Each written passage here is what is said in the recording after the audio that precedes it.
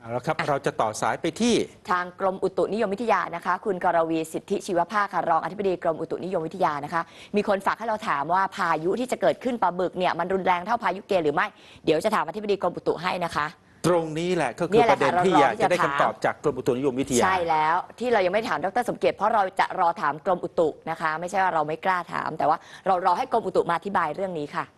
มีบางคนจับพายุปลาบึกไปเทียบกับพายุเกพูดถึงพายุเกยังเป็นฝันร้ายของคนไทยนะนั่นไต้ฝุ่นนะคะไปกันที่คุณกรวีนะคะสิทธิชีวภาคค่ะรองอธิบดีกรมอุตุนิยมวิทยานะคะสวัสดีค่ะท่านรองค่ะสวัสดีครับสวัสดีค่ะครับคำถามแรกเลยมีคนฝากถามแล้วก็ถามกันมาทั้งคืนตลอดทั้งคืนเมื่อคืนเนี่ยนะครับเรื่องของความรุนแรงของพายุปลาบึกเนี่ยมันเทียบเท่าพายุเกในอดีตไหมฮะค่ะตอนนี้มันอยู่ในระดับของพายุโซนร้อนนะคะความรุนแรงของพายุตอนนี้มันก็อยู่ความเร็วลมอยู่ประมาณ65 กิโลเมตรต่อชั่วโมงคือตอนนี้มันอยู่ในทะเลอยู่นะคะก็แนวโน้มของความเร็วความแรงของพายุเนี่ยมันก็มีกำลังแรงแต่ถ้าเทียบกับพายุไต้ฝุ่นเนี่ยความเร็วของพายุไต้ฝุ่นมากกว่า120 กิโลเมตรต่อชั่วโมงนะคะแต่เราก็คาดว่าพายุลูกนี้มีกำลังแรงก็อยู่ในระดับความเร็วสูงสุดก็น่าจะประมาณ95 ถึง 100 กิโลเมตรต่อชั่วโมงได้ไม่เกิน100ค่ะก็ประมาณ95 ถึง 100อะค่ะ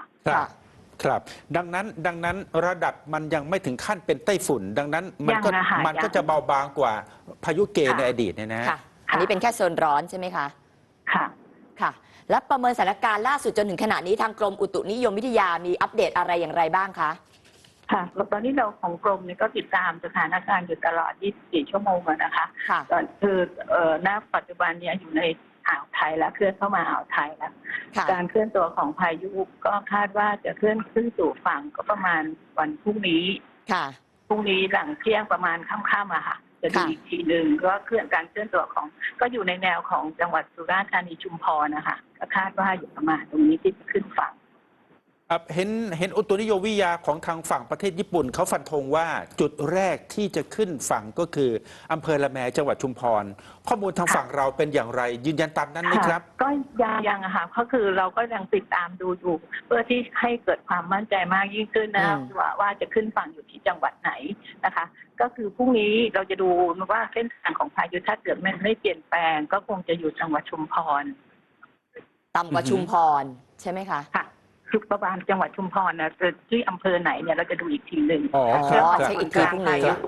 ครับถ้าทิศทางไม่เปลี่ยนแปลงพรุ่งนี้แต่ณตอนนี้มันอยู่ทางทะเลอ่าวไทยตอนล่างการเคลื่อนตัวก็คือค่อนทางเหนือขึ้นไปทางเหนือเล็กน้อยค่ะครับถ้าทิศทางไม่เปลี่ยนนะครับวันพรุ่งนี้ก็น่าจะขึ้นฝั่งแถวจังหวัดชุมพรค่ะแต่ถ้ามีโอกาสที่จะเปลี่ยนทิศทางวกเข้าจุดแรกที่จังหวัดอื่นไหมครับนครสุราษฎร์อะไรเงี้ยมันก็มีความเป็นไปได้ระหว่างสุราษฎร์ชุมพรเนี่ยค่ะเพราะว่าค่ะมันก็เราก็ยังติดตามดูอยู่ว่าตัวส่วนกลางจริงๆแล้วมันจะเคลื่อนอยู่ที่จังหวัดหรือว่าอำเภอไหนนะคะก็กรมอุตุก็จะติดตามอยู่ตลอด24 ชั่วโมงอยู่แล้วค่ะแต่ความแรงของลมเนี่ยเราก็กังวลอยู่ด้วยเหมือนกันไม่ใช่ว่าจะเป็นเรื่องของฝนอย่างเดียวนะคะเพราะพายุเคลื่อนผ่านเนี่ยความเร็วของลมความแรงของลมเนี่ยมันก็จะสร้างความเสียหายพอสมควรละค่ะอ๋อครับทิศทางของพายุปลาบึกเนี่ยมันจะผ่านเกาะสมุยด้วยไหมฮะผ่านค่ะคือตอนนี้ในเรื่องของพื้นที่ตามเกาะต่างๆของจังหวัดนะคะไม่ว่าจะเป็นสุราษฎร์ธานีชุมพรนครศรี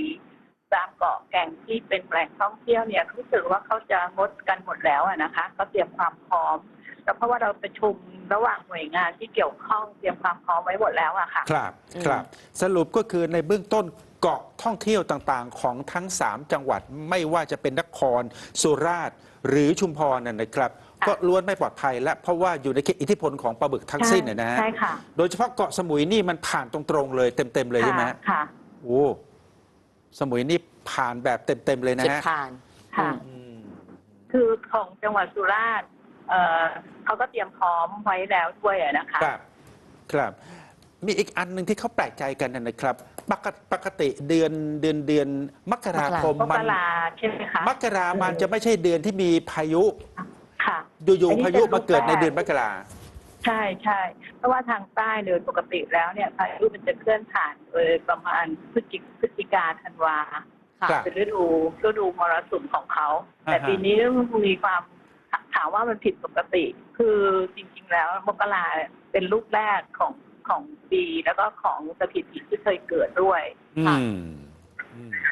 มันเกิดอะไรขึ้นครับจึงผิดฤดูกาลนะฮะ จึงผิดปกติ เพราะว่าคือถามว่ามันผิดปกติถ้าทีเดียวไหมมันก็คือจริงๆแล้วเรื่องของการก่อตัวของพายุ แล้วก็มันบังเอิญว่ามันในช่วงของก่อนหน้านี้มันมีมวลอากาศเย็นเข้ามาด้วย แล้วก็การเคลื่อนตัวของพายุปกติมันจะเคลื่อนลงต่ำแต่ในช่วงของจังหวะเดียวกันกับในมวลอากาศเย็นมันเริ่มอ่อนตัวหลายตัวแปรที่มันมาประกอบกันด้วยนะคะว่าเรื่องของการก่อตัวของพายุที่มันเกิดขึ้นแล้วก็การเคลื่อนตัวที่มันวกขึ้นมาสู่ทางภาคใต้ของบ้านเราอะค่ะค่ะท่านรองอธิบดีครับตอนนี้ในโลกโซเชียลเริ่มมีข่าวลือทั้งพายุทั้งแผ่นดินไหวช่วยสยบข่าวลือนิดนึงเรื่องของแผ่นดินไหว อะไรยังไงคะจะมีโอกาสเกิดอะไรแค่ไหนคะค่ะของแผ่นดินไหวนี่จริงๆแล้วเราพยากรณ์ไม่ได้อยู่แล้วนะคะแต่เราก็มีการเตรียมความพร้อมมีการแจ้งเตือนถ้าเกิดในเรื่องของแผ่นดินไหวในพื้นที่ของแผ่นดินเนี่ยคือตามรอยเลื่อนของแต่ละรอยเลื่อนเนี่ยมันมีการขยับตัวอยู่แล้วจะเป็นขนาดเล็กขนาดกลางอะไรอย่างเงี้ยแต่ทีนี้ในเรื่องของแต่ละพื้นที่เนี่ยเรื่องของสึนามิอะไรก็ตามเนี่ยคือเรื่องของภัยพิบัติทางธรรมชาติณปัจจุบันเนี้ยมันเกิดขึ้นถี่ขึ้นแต่ในเรื่องของว่ามันอาจจะเกิดในรอบที่มันจะเกิดก็เป็นไปได้นะคะแต่ถามว่าแผ่นดินไหวเราก็พยากรณ์ไม่ได้ว่ามันจะเกิดขึ้นเมื่อไหร่แต่ทางของเราก็มีการเครื่องไม้เครื่องมือที่ว่าจะติดตามค่ะสามารถที่จะเตือนได้อย่างรวดเร็วเราก็พยายามทำให้ดีที่สุดอะค่ะค่ะรอฟังเป็นทางการนะคะค่ะท่านรองคะขอบพระคุณนะคะขอบพระคุณมากครับค่ะสวัสดีค่ะท่านรองกรวีสิทธิชีวภาคค่ะรองอธิบดีกรมอุตุนิยมวิทยาค่ะก็ถ้านับแบบญี่ปุ่นและรวมถึงประเทศไทยด้วยนะเขาก็ถือว่าปลาบึกเป็นพายุโซนร้อนเป็นพายุหมายเลขหนึ่งก็คือลูกแรกของปี 2562 ใช่ปี 2019 ลูกแรกของปี 2019 เพราะมันก่อตัววันที่ 1 มกราคมมันเข้าสู่ปีนี้แล้วไง